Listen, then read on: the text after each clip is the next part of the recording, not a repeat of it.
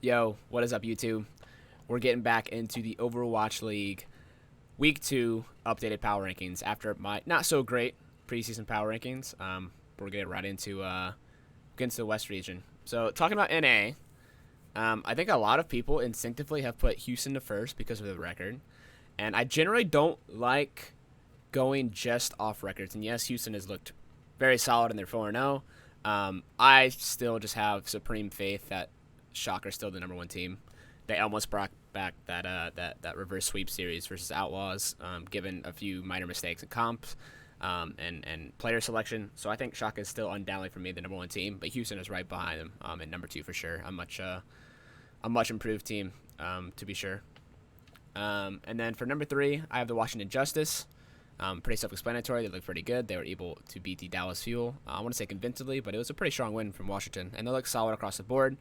I think, in particular, the questions a lot of people had was the Washington backline and closer and Bebe, and I think they both have been pretty great, pretty serviceable. Not as weak as everyone thought they'd be. So, Washington Justice number three, and then the Dallas Fuel. I think Dallas, given the fact that they don't have a hit scan player, are playing these strong teams as good as they are is nothing short of amazing. I mean, Dallas has been super, super good. Losing a quality player like Exy at the last second and really having to deal with two flex DPS players playing the entire time and finding ways to win matches is insane. So even though they're 2-2, I've been very high on how Dallas has been playing. And then right behind them, the Florida Mayhem. I think almost all the matches Florida have played, they've been very solid across the board. I think OG has looked like I want to say revived player, but I think OG has looked quite solid because that was everybody's biggest questions with Florida Mayhem was OG and how well he'd do. But I want to see them play the top dogs first before if I place them any higher. But I think they've looked very solid so far. And then Glads have started to bounce back as well after their week one disappointments. I think they're very strong in week two. They showed that they're still a strong team, and if they make adjustments, they can bounce back. So Glads can work their way back up the ladder, but for now, I'm putting them right behind the Mayhem. And then we have Toronto. I think they're fine where they are now. I think they've been kind of a dark horse team. They haven't looked amazing or like super clean in any of their matches, but they've shown they have a very high skill ceiling. They have super good players. It just kind of depends how the coaching can mold them and use them to see if they get to rise any higher. And this is where it starts to get a little weird. I mean, Boston. I don't think I can put Boston this high. I actually think I'll put Atlanta above Boston because even though Atlanta hasn't looked great in my opinion, I think there are flashes, and I think the matches they played were relatively close. Where I think Boston looks super weak. I was very surprised to see how weak Boston seemed, and they didn't really seem to have any fight in them. And the reason I was kind of high on Boston is because all these new players coming in for them and a revived roster. They have Lord as their head coach. I figured they come out with a lot of punch and a lot of fight, but it just hasn't been there at all. So I'm actually gonna I might put Paris above Boston. I'll leave Boston there. I don't think I don't think they're bad enough to the point where you can put them with what everybody considers the bottom three. But I think Boston really, really needs to show strong week three and beyond performances to climb up the rankings here. And then out of what we consider the bottom three, I think Paris has shown that they can fight with some of the good teams. I mean, Houston. I don't say Houston struggled against Paris, but I think it was a relatively close match.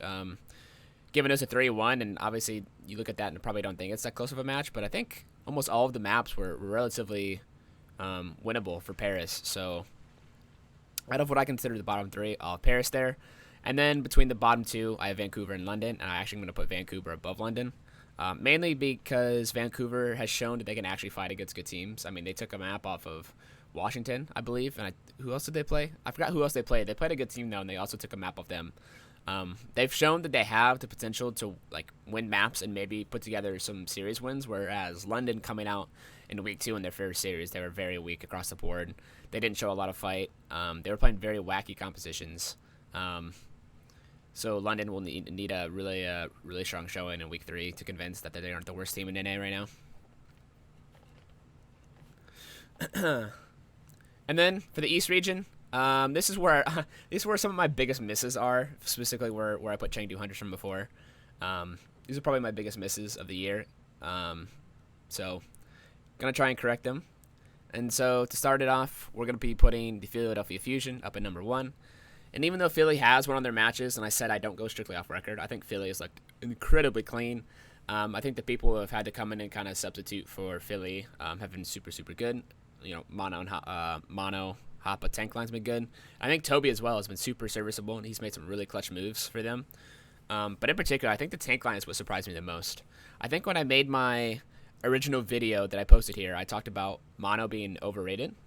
And I think my basis for that was that I think Mono was super, super good. He was like a top 3 main tank when he first joined the league in like season 1, and he kind of brought that over into season 2. But for me, from season 3, he kind of had a very average season. He was okay. He wasn't the best. He wasn't the worst. He was good, not great. And a lot of people considered him to be great, one of the best of all time. So like, I'm really not sure if he lived up to that in the season before. But I think this season he's been very, very strong. He's had a very good recovery from season 3, and Mono's been super strong. And Hoppa, after not scrimming or whatever for months, is coming super clean as well and played a good duo. So Philly is at my number 1 team. And then right behind them, we have the Chengdu Hunters. I think it's pretty self-explanatory. I think when Chengdu gets to play their style, they're probably the strongest team in the game. Like when they get to play specifically their Pharah comps with Jinmu playing, they seem just unbreakable. Like they have absolutely dismantled some of these teams on this list playing this comp. And yes, they lost to Philadelphia Fusion, but I think Philadelphia Fusion had time to prepare and completely counter what Chengdu wanted to do. So let's see if that affects them moving forward. And then for the number 3 team, we're going to have Shanghai. I never thought I'd have to take Shanghai away from the number 1 spot. And obviously this can change very quickly because they've played relatively few matches. But against Chengdu, they just didn't show any sort of... They weren't able to adapt, and that's very surprising from a top team such as Shanghai. They weren't able to adapt in their Chengdu series. They were playing the same weird comps. I think they were playing a lot of Zen Mercy, Winston Diva, which isn't very good nowadays. So I want to see what Coach Moon can do to kind of get this roster back in shape and see if they, against their next match, if they'll be able to bring it back. And then for number 4, we have the Seoul Dynasty. And to be honest, like I'm not really like head over heels for Seoul. Like the only reason I put them at number 4 is because the other 4 teams have looked terrible. The other 4 teams have just looked awful, and the only reason I'm putting Seoul up here is because they haven't looked terrible. They've looked okay. They've shown flashes of being very good, but again, I need more from Seoul. I need more consistency. Particularly, I think some of the matches I reviewed, Profit and Gesture, seemed super hit or miss. There was some series where they were just hard throwing the series, and the other series where they were just hard carrying. So I need them to be more consistent. And if they can consistently carry their team to victories, then maybe they'll move with the leaderboards a little bit. For right now, I'll put them in the middle of the pack, basically at number 4.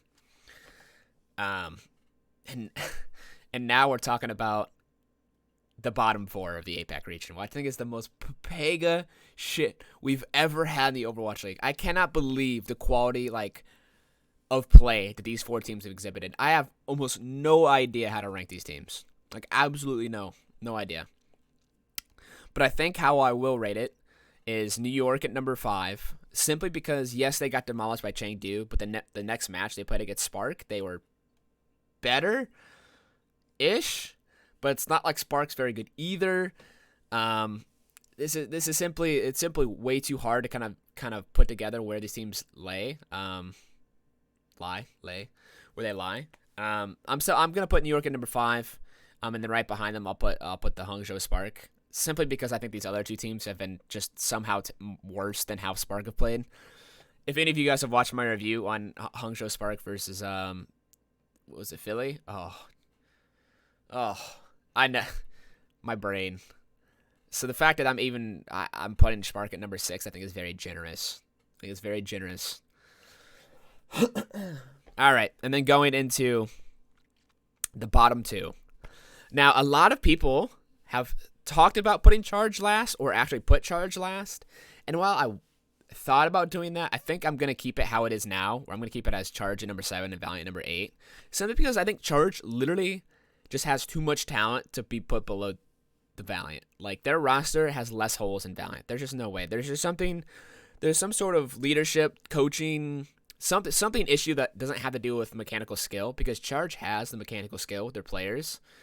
There's just something they need to figure out, because right now they've looked absolutely abysmal. So hopefully I see them bounce back in week 3. And then Valiant being 8th is kind of self-explanatory. I actually think they've looked a lot better than people have anticipated. They've played. I mean, they played Chengdu kind of close. I don't know if that was Chengdu not to actually take him serious. But they have some quality players in the roster. Specifically, I think Molan Ran has been very good on the flex DPS. Shou Chang has looked pretty solid, and Weah on the flex support has also looked pretty good. With a couple other players having their moments, but I think they're the weaker of the three in terms of the roster. But Los Angeles Valiant at number 8, and that'll wrap up the Preds. Let me know what you guys think. Comment down below. Think if I'm right or wrong. If you have any questions, again, leave a comment. Make sure you like and subscribe. And thanks for watching, guys. See ya.